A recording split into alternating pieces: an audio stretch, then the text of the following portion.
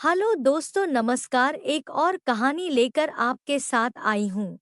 यह कहानी देवर और भाभी के बीच की है। गांव के एक छोटे से घर में रामू अपने बड़े भाई मोहन और भाभी सुनीता के साथ रहता था। मोहन और सुनीता की शादी को कुछ ही साल हुए थे, लेकिन उनके रिश्ते में एक अलग सी गंभीरता थी। मोहन एक कामकाजी आदमी था जिसे अपने काम से बहुत लगाव था और ज्यादातर समय वह बाहर ही बिताता था। उसकी इसी व्यस्तता के कारण सुनीता घर में अकेली और उदास रहने लगी थी। रामू, जो कि अभी पढ़ाई कर रहा था, अपने भाभी के साथ काफी समय बिताता था। भाभी उसे बहुत मानती थी और रामू भी अपनी भाभी की बहुत इज्जत करता था। दोनों के बीच हंसी मजाक होता रहता और धीरे धीरे उनके बीच एक विशेष लगाव पैदा होने लगा। एक दिन बारिश हो रही थी और बिजली बार बार चमक रही थी। मोहन किसी काम से शहर गया हुआ था और घर में सिर्फ रामू और सुनीता ही थे।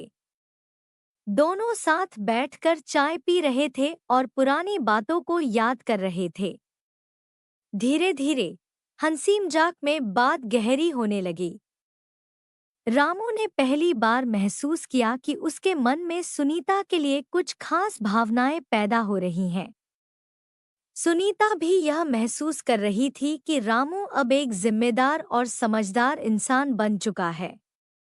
हालांकि उसने कभी ऐसा कुछ नहीं सोचा था, लेकिन अकेलेपन और भावनात्मक जरूरतों ने उसे भी रामू की ओर आकर्षित करना शुरू कर दिया। वह भी रामू के साथ समय बिताकर खुश रहने लगी थी। एक दिन रामू ने भाभी से कहा, भाभी, आप बहुत अकेली रहती हैं। भैया के पास कभी समय नहीं होता और आप हमेशा उनके इंतजार में रहती हैं। मुझे समझ नहीं आता कि आप इतनी शांत कैसे रहती हैं। सुनीता ने उसकी ओर देखा और हल्की मुस्कान के साथ कहा, रामू, जीवन में कुछ चीजें हमें चुपचाप सहनी पड़ती हैं।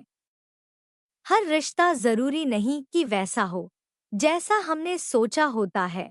रामू के दिल में हलचल हुई। वह जानता था कि उसकी भाभी बहुत दुखी है, लेकिन उसने कभी इसकी गहराई को महसूस नहीं किया था। उस दिन पहली बार रामू ने सुनीता की आंखों में दर्द देखा। दिन बीतते गए और रामू और सुनीता के बीच एक अनकहा रिश्ता विकसित होने लगा। दोनों एक दूसरे के बिना कुछ कहे भी सब कुछ समझने लगे थे। जब भी मोहन घर से बाहर होता, दोनों घंटों बातें करते, खाना साथ बनाते और हंसी मजाक करते रहते। एक दिन सुनीता ने रामू से कहा, कभी कभी सोचती हूँ, काश मेरे जीवन में कुछ और होता जिससे मैं खुश रह सकती। रामू ने बिना कुछ कहे उसकी आंखों में देखा। वह जानता था कि उसकी भाभी के दिल में भी अब कुछ खास भावनाएं हैं, लेकिन वह समाज और मर्यादा की दीवारों के बीच फंसी हुई है। एक दिन मोहन को अचानक काम से जल्दी छुट्टी मिल गई और वह बिना बताए घर वापस आ गया। जब उसने घर के अंदर कदम रखा, तो उसने रामू और सुनीता को साथ बैठकर हंसते और बातें करते देखा। मोहन को शक हुआ, लेकिन उसने कुछ नहीं कहा। बाद में सुनीता ने मोहन को सब कुछ बता दिया। उसने कहा, रामू और मेरे बीच कुछ नहीं है, लेकिन मैं अकेली और दुखी हूँ।